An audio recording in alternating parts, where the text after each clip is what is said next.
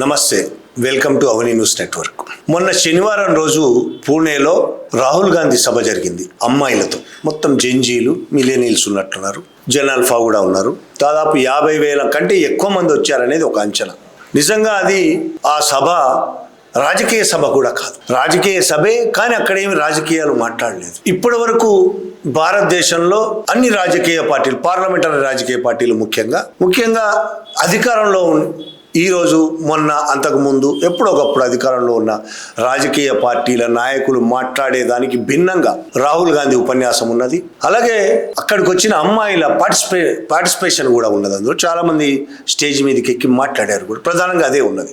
అలాగే రాహుల్ గాంధీ స్క్రీన్ మీద చూపిస్తూ మాట్లాడడం, మహిళల పట్ల ఈ వ్యవస్థ ఏ విధంగా వ్యవహరిస్తున్న తీరు ఎలా ఉంది అనే దాని మీద దాదాపు 1:20 నిమిషాలు 1:10 నిమిషాలు సాగింది ఆ సభ.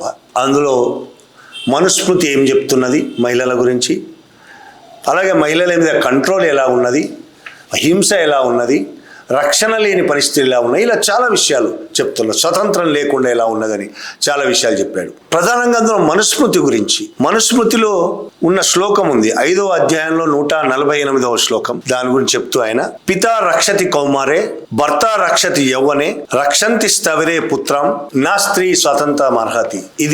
ఇది కూడా చెప్తూ, అంటే దీని అర్థం బాల్యంలో తండ్రి స్త్రీని రక్షిస్తాడు, యవ్వనంలో భర్త రక్షిస్తాడు, వృద్ధాప్యంలో కుమారులు రక్షిస్తారు అని చెప్తూ స్త్రీ స్వాతంత్రానికి అర్హురాలు కాదు అని ఆ మనుస్మృతిలోని శ్లోకం భావం ఇది.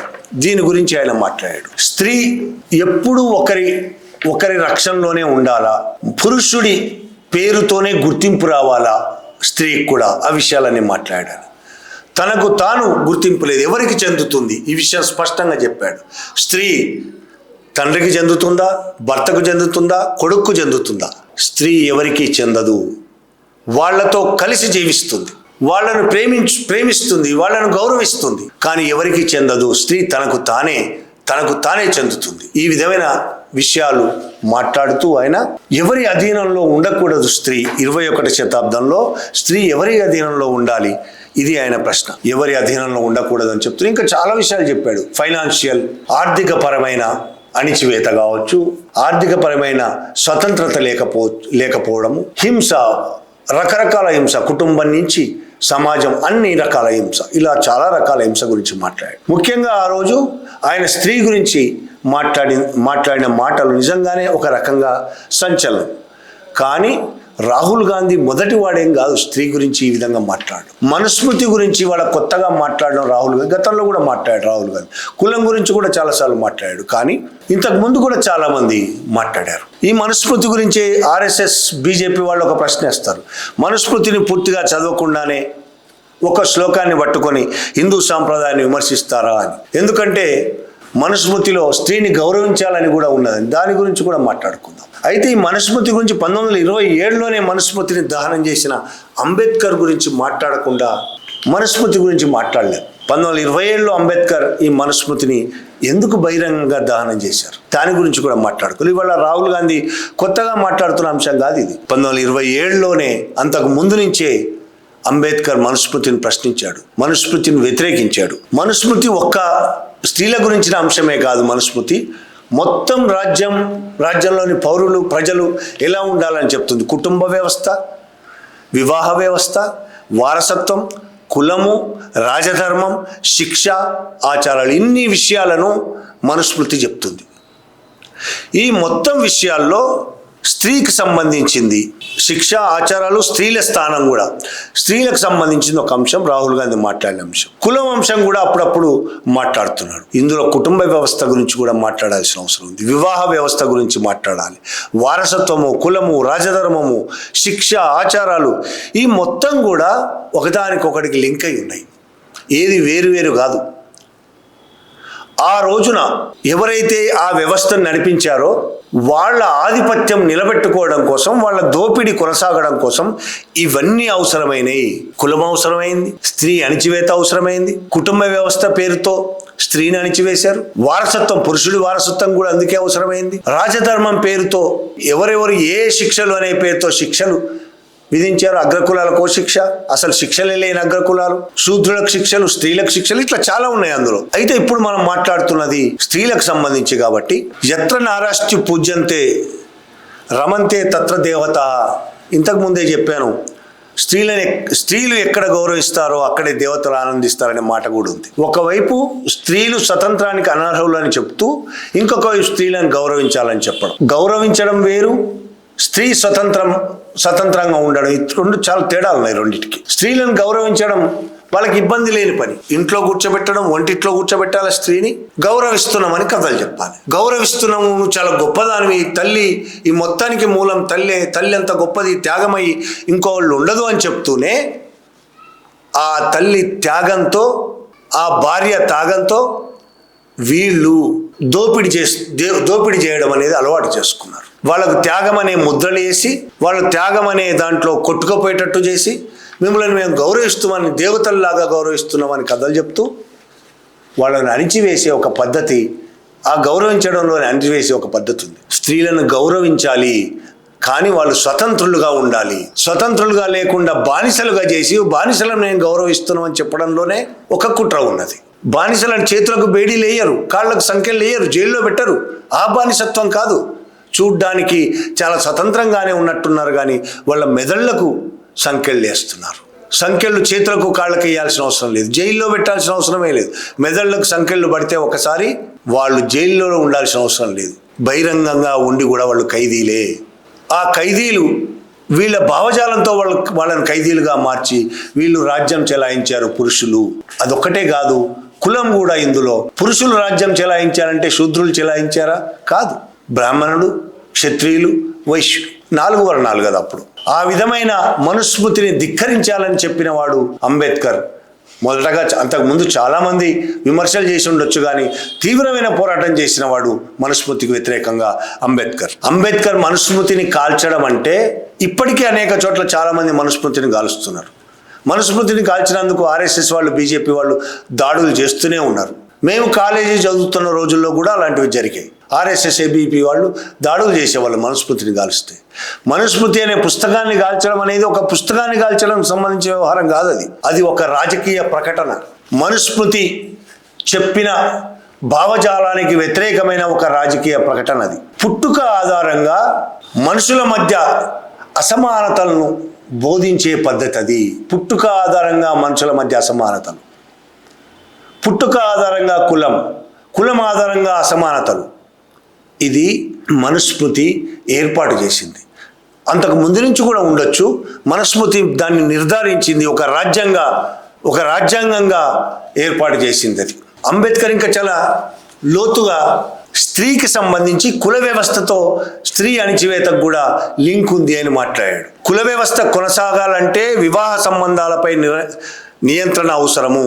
అంటే స్త్రీ ఎవరిని పెళ్లి చేసుకోవాలి, ఎవరిని చేసుకోకూడదు అనేది ఆ రోజు ఆ వ్యవస్థలు నిర్ణయించినాయంటే దాని వెనక కుల వ్యవస్థ కొనసాగింపు ఉన్నది, స్త్రీ అణిచివేత ఉన్నది.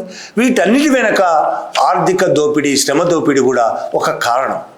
ఇది అంబేద్కర్ శ్రమ దోపిడీ గురించి చెప్పలేదు, కానీ కుల వ్యవస్థ కొనసాగాలంటే ఆ విధమైన వివాహ సంబంధాలు నియంత్రణ అవసరం, స్త్రీల మీద నియంత్రణ అవసరం అనేది కూడా ఆ రోజు నిర్ణయించబడింది మనుస్మృతి ఆధారంగా. కుల నిర్మూలన, స్త్రీ విముక్తి రెండు పరస్పరం సంబంధం ఉన్న అంశాలు అని అంబేద్కర్ చెప్తాడు. ఒకదానికొకటి సంబంధాలు ఉన్న అంశాలు. నిజానికి ఈ 2 అంశాలే కాదు, ఇంతకు ముందే చెప్పాను, మనుస్మృతిలో ఏవేవైతే ఉన్నాయో వాటన్నిటికీ అన్నీ కూడా ఒకదానికొకటి లింక్ అయి ఉన్నాయి. ఒక స్త్రీ స్వేచ్ఛ, కుల నిర్మూలనే కాదు, టోటల్ దోపిడీ, దాని మూలంగా దోపిడీ చేయడం కోసం ఏర్పాటు చేసిన వ్యవస్థలు, ఇవన్నీ ఒకదానికొకటి లింక్ అయి ఉన్నది.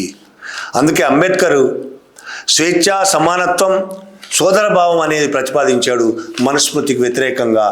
స్త్రీలకు పురుషులకు సమానంగా రాజ్యాంగం, ఆ భావజాలంతోనే రాజ్యాంగం కూడా రచించాడు ఆయన కావచ్చు, మిగతా కమిటీ కావచ్చు. ఆయన ఉద్దేశంలో రాజ్యాంగం స్త్రీలకు పురుషులకు కులాలతో సంబంధం లేకుండా సమాన హక్కులు ఇవ్వాలని మన రాజ్యాంగం చెప్తున్నది. అది మనుస్మృతికి పూర్తిగా విరుద్ధమైనది. మరి ఆర్ఎస్ఎస్, బీజేపీ ఏమంటున్నది? ఈ ఆర్ఎస్ఎస్కు అంతకుముందు ఇప్పటికీ తమ నాయకుడని గొప్పగా చెప్పుకుంటున్న సావర్కర్ చాలా వివాదాస్పదమైన మనిషి. మనకు తెలుసు. బ్రిటిష్ వాళ్ళకి తొత్తుగా పనిచేసిన వాడు, బ్రిటిష్ వాళ్లకు క్షమాభిక్ష కోరుతూ అనేక ఉత్తరాలు రాసిన వాడు. ఆయన మనవడే ఈ మధ్య కోర్టులో ఒప్పుకున్నాడు, అవన్నీ రాశాడని. సరే, ఆయన దీని గురించి మనుస్మృతి గురించి ఏమన్నాడు? మనుస్మృతి శాశ్వతమైన మార్పు లేని చట్టంగా చూడొద్దు, ఇది ఆయన అన్న మాటలు. ఆ కాలంలో మనుస్మృతి అవసరమైనది, కానీ ఇప్పుడు మారిన సామాజిక పరిస్థితుల వల్ల అది కూడా మార్పు చెందాలి అని మాట్లాడాడు. మనుస్మృతిలో ఉంది కాబట్టి ప్రతి ఒక్కటి ఇప్పటికీ తప్పనిసరిగా పాటించాలి అనేది తప్పు అని సావర్కర్ అన్నాడు. అయితే ఇక్కడ ఒక ప్రశ్న ఏంటంటే, ఆ రోజు ఆ కాలంలో మనుస్మృతి సరైంది అని సావర్కర్ అనడంలోనే ఒక దోపిడి మనస్తత్వం ఉన్నది, స్త్రీ వ్యతిరేక మనస్తత్వం ఉన్నది, ఇతర కులాల వ్యతిరేక మనస్తత్వం ఉన్నది. ఆ కాలంలో సరైనది ఎట్లా అవుతుంది? అది మనం తెలుసుకోవాలనుకున్న ఇవాళ అది పాతకాలం, ఇప్పుడు అవసరం లేదని వాళ్ళు ఎన్ని కథలు చెప్పినా చరిత్రను తెలుసుకోకుండా మనం భవిష్యత్తును మార్చలేము. కాబట్టి చరిత్రను తెలుసుకోవాల్సిందే. ఆ కాలంలో మనుస్మృతి కూడా సరైనది కాదు అనే విషయం మనకు అర్థం కావాలి. ఆ కాలంలో సరైనదే తప్పు. ఆ కాలంలో కూడా మనుస్మృతి, మనుధర్మశాస్త్రం మెజారిటీ ప్రజలను అణిచివేసింది, దోపిడీ చేసింది, బానిసలుగా మార్చింది, స్త్రీలతో సహా. బ్రాహ్మణులు, క్షత్రియులు, వైశ్యులకు తప్ప మిగతా వాళ్ళు ఎవరికి ఎలాంటి హక్కులు లేకుండా చేసింది. ఆ 3 వర్గాలను పోషించడం కోసం మిగతా వర్గాలు శ్రమ చేయాలని ఆర్డర్స్ ఇష్యూ చేసింది ఆ రోజు మనుధర్మశాస్త్రం. స్త్రీని కూడా 2వ తరగతి పౌరురాలుగా చూసింది. బ్రాహ్మణ స్త్రీ అయినా, క్షత్రియ స్త్రీ అయినా, వైశ్య స్త్రీ అయినా, శూద్రులకు ఎలాంటి హక్కులు ఉంటాయో అంతే ఉంటాయి, కనీస హక్కులు కూడా ఉండవు. ఆ విధంగా చూసింది స్త్రీని. అందుకే ఈ రోజుకి ఆర్ఎస్ఎస్ ఎన్ని కథలు చెప్పినా మనుధర్మశాస్త్రాన్ని పూర్తిగా వ్యతిరేకించదు. అసలు పూర్తిగా కాదు, మనుధర్మశాస్త్రానికి వ్యతిరేకంగా, అందులో ఉన్న అంశాలకు వ్యతిరేకంగా ఆర్ఎస్ఎస్ వాళ్ళు, బీజేపీ వాళ్ళు ఒక్కసారైనా మాట్లాడిన విషయాలు ఎప్పుడైనా చూసారా? ఎక్కడైనా మాట్లాడిన విషయాలు చూసారా? మనుధర్మశాస్త్రాన్ని ఆర్ఎస్ఎస్ ఎప్పుడైనా తిరస్కరించిందా?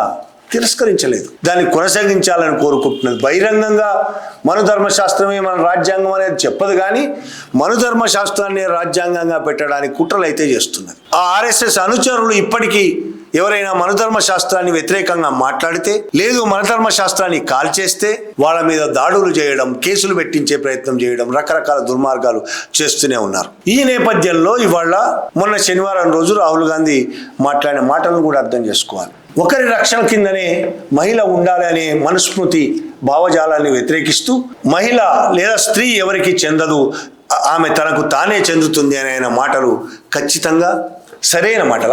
ఆమె చెందుతుంది. అది జంజీలకు కూడా చాలా ఉత్సాహాన్ని ఇచ్చి ఆయన చెప్తున్న మాటలు. ఎవరి గురించి వ్యతిరేకంగా మాట్లాడలేదు, కానీ రాజకీయంగా ఆయన కొన్ని వీడియోలు చూపించాడు. ఆ సమావేశం సందర్భంగా కొన్ని వీడియోలు చూపించాడు. మోడీ, మోహన్ భగవత్, ఖట్టర్. बेटियां इस प्रकार की भाषा कैसे बोल सकती? ये 50 करोड़ की गर्लफ्रेंड, ये इंडिया में चल रहा है, बढ़ रहा है, खतरनाक है, लेकिन ये भारत में नहीं, ये इंडिया में। रेप बढ़े नहीं, पहले भी होते थे, आगे भी होते थे। ये घटनाएं जो है रेप की है, छेड़खानी की है, ये 80 से 90% जाड़कारों के बीच में होती है। बहुत घटनाएं तो ऐसी होती है, काफी समय तक इकट्ठे घूमते रहते हैं और एक दिन थोड़ी गड़बड़ हो गई, उस दिन उठा करके और एफआईआर करा देते हैं। क्या इसने मुझे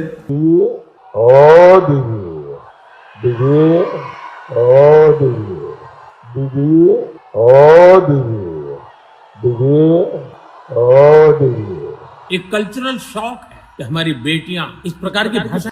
మోడీ మాట్లాడిన మాటలు స్పష్టంగా మనందరికీ కనబడుతున్నాయి. జంజీ ఉద్యమం తర్వాత, జూలై 20న దాడి తర్వాత వాళ్ళకు వ్యతిరేకంగా పెద్ద ఎత్తున ప్రచారం మొదలుపెట్టినప్పుడు ఆయన రీల్స్ చేయడం మొదలుపెట్టారు. జంజీలకు వెళ్ళడం కోసం, జంజీలను ఆకర్షించడం కోసం రీల్స్ చేయడం మొదలుపెట్టాడు. ఆ రీల్స్ చేసిన భాగంలో మొదటిసారి ఆయన మాట్లాడిన మాటలు, అమ్మాయిలు బూతులు తిట్టడం నాకు సాంస్కృతిక షాక్ కలిగించింది, కల్చరల్ షాక్. అమ్మాయిలు బూతులు తిట్టడం, అబ్బాయిలు బూతులు తిట్టొచ్చా? అమ్మాయిలు తిట్టడం అంత షాక్ అయింది ఆయనకి. అబ్బాయిలు తిట్టడం ఏం అనిపించలేదు. అక్కడ అమ్మాయిలు తిట్టారు, అబ్బాయిలు కూడా తిట్టారు. ఇదే విషయం ఆ రోజు రాహుల్ గాంధీ చెప్పాడు పూణేలో. అబ్బాయిలు తిట్టారు, అమ్మాయిలు తిట్టారు, కానీ దాడి అమ్మాయిల మీద జరిగింది. దేశవ్యాప్తంగా సోషల్ మీడియాలో కావచ్చు, బయట కావచ్చు, చంపేస్తామని బెదిరింపులు కావచ్చు, రేపులు చేస్తామని బెదిరింపులు కావచ్చు, అవన్నీ అమ్మాయిల మీద వచ్చాయి. బూతులు తిట్టిన అబ్బాయిలను ఎవ్వరు ఒక్క మాట మాట్లాడలేదు. బూతులు ఎవరు తిట్టినా తప్పే, అబ్బాయి తిట్టినా తప్పే, అమ్మాయి తిట్టినా తప్పే. మోడీతో సహా మోడీ కూడా అమ్మాయిలు ఇలా తిట్టడం కల్చరల్ షాక్ అన్నాడు తప్ప పిల్లలు ఇలా తిట్టడం, అమ్మాయిలైనా అబ్బాయిలైనా ఇలా తిట్టడం కల్చరల్ షాక్ అనే మాట వాడలేదు ఆయన. అక్కడే అర్థమవుతుంది మనుస్మృతి భావజాలంలో మనుధర్మశాస్త్రం వీళ్ళ బుర్రల్లోకి ఎంత ఎక్కిందో. ఆర్ఎస్ఎస్, మోడీ కూడా ఆర్ఎస్ఎస్ నుంచి వచ్చిన వాడే కాబట్టి. మోహన్ భగవత్ ఓసారి వీడియోలో అది చూపించాడు రాహుల్ గాంధీ మాట్లాడుతూ, భారత్లో రేపులు జరగవు, ఇండియాలో రేపులు జరుగుతాయి అంటే అర్థం ఏంటో. భారత్లో రేపులు జరగవంటే ఆయన ఉద్దేశం భారతీయ సంస్కృతిలో రేపులు జరగవు. ఇప్పుడు కొంత ఇండియా అంటే పాశ్చాత్య సంస్కృతితో ఏర్పడుతున్న దాంట్లో రేపులు జరుగుతాయి. నిజంగానేనా? రేపులు జరగవా? భారతీయ సంస్కృతి వేల ఏళ్లుగా ఉన్న భారతీయ సంస్కృతిలో స్త్రీని ఎలా చూశారు? లైంగిక వస్తువుగా చూడలేదా స్త్రీని? రాజులు వేల మంది మహిళలను తమ భార్యలుగా ఉంచుకోలేదా? అంతఃపురాల్లో ఎన్ని వేల మంది ఉండేవాళ్ళు. లైంగిక వస్తువుగా చూడలేదా వాళ్ళని? రేపులు ఎన్నడూ జరగలేదా?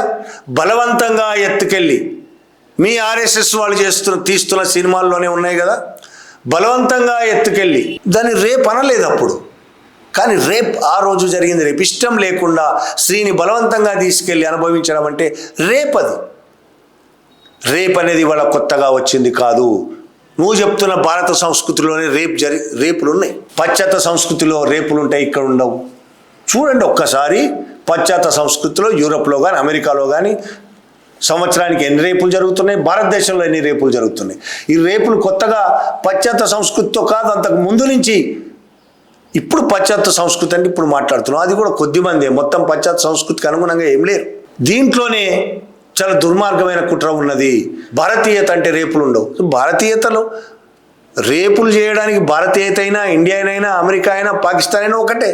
ఎక్కడైనా పురుషాధిక్యత సమాజంలో ఉన్నప్పుడు, ఆధిక్యత పురుషుడు అయినప్పుడు, పితృస్వామిక స్వభావంతో ఉన్నప్పుడు అదే పని చేస్తాడు. స్త్రీని ఒక వస్తువుగా చూస్తారు వాళ్ళు. స్త్రీ తమ చేతుల్లో ఉండాల్సిన ఒక వస్తువుగా చూస్తారు వాళ్ళు. స్త్రీని రేప్ చేయడమో, అణిచివేయడమో, కొట్టడమో, చంపడమో చాలా సాధారణ విషయం, సహజమైన విషయంగా చూస్తారు.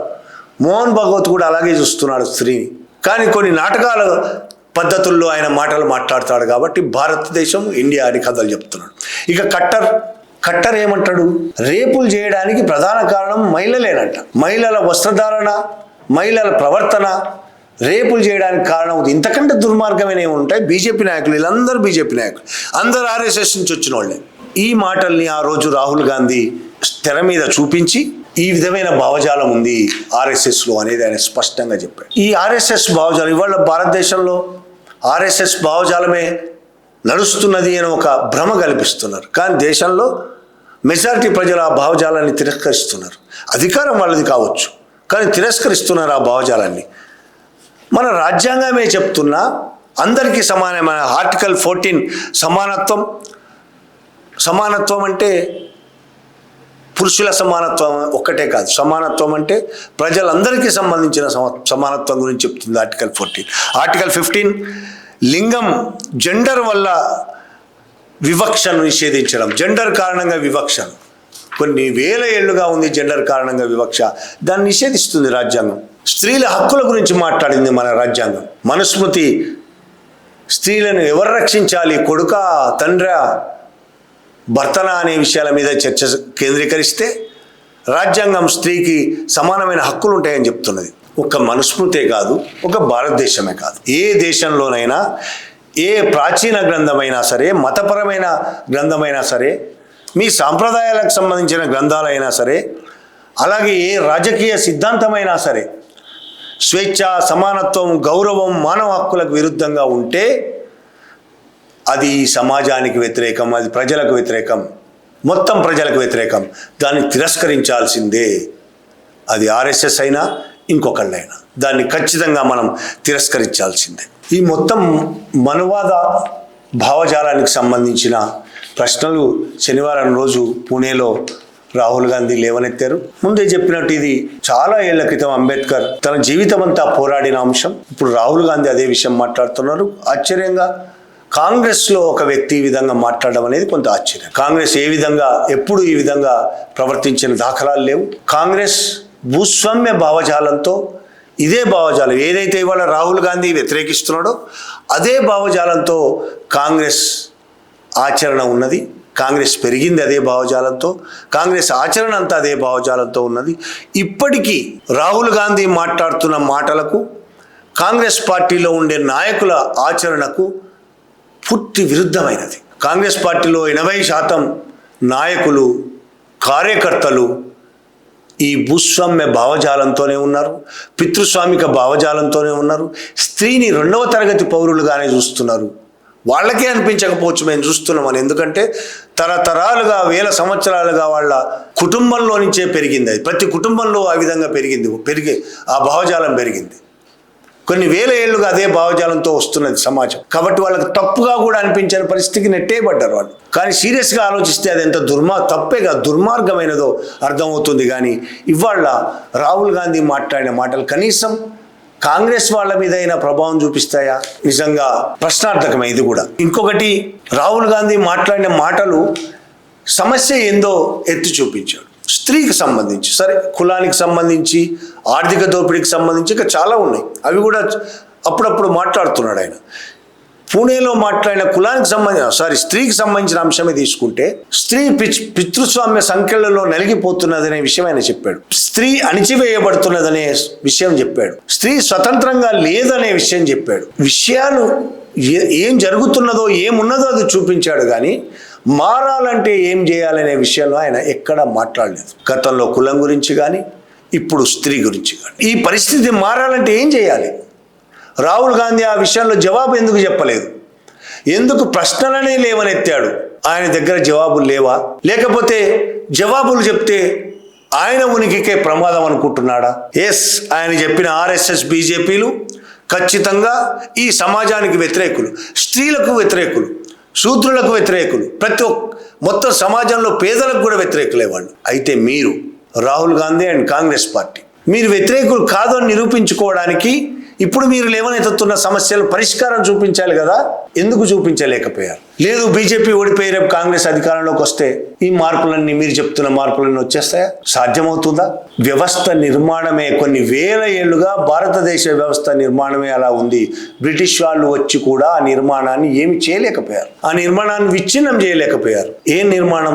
శ్రమ దోపిడీ, స్త్రీల మీద దోపిడీ, శూద్రుల దోపిడీ, స్త్రీలను 2వ తరగతి పౌరులుగా చూడడం, శూద్రులను 2వ తరగతి పౌరులుగా చూడడం, వాళ్ళని అణిచేయడం, వాళ్ళ మీదనే శిక్షలు వేయడం, అగ్రకులాలు ఆధిపత్యం చెలాయించడం, అగ్రకులాలు పరిపాలన, అగ్రకులాల దోపిడీ సజావుగా సాగడానికి ఇటువంటి నిర్మాణాలు, కులము, జెండర్ అణిచివేత, ఇటువంటి నిర్మాణాలను ఏర్పాటు చేయడం అనేది మొదటి నుంచి ఉంది.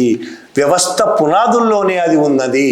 వ్యవస్థ పునాదులు పెకిలించకుండా కాంగ్రెస్ వై, బీజేపీ వై, జనతా పార్టీ లేకపోతే ఇంకోటి వస్తే మార్పు జరుగుతుందా? దీనికి రాహుల్ గాంధీ జవాబు ఇవ్వగలుగుతాడా?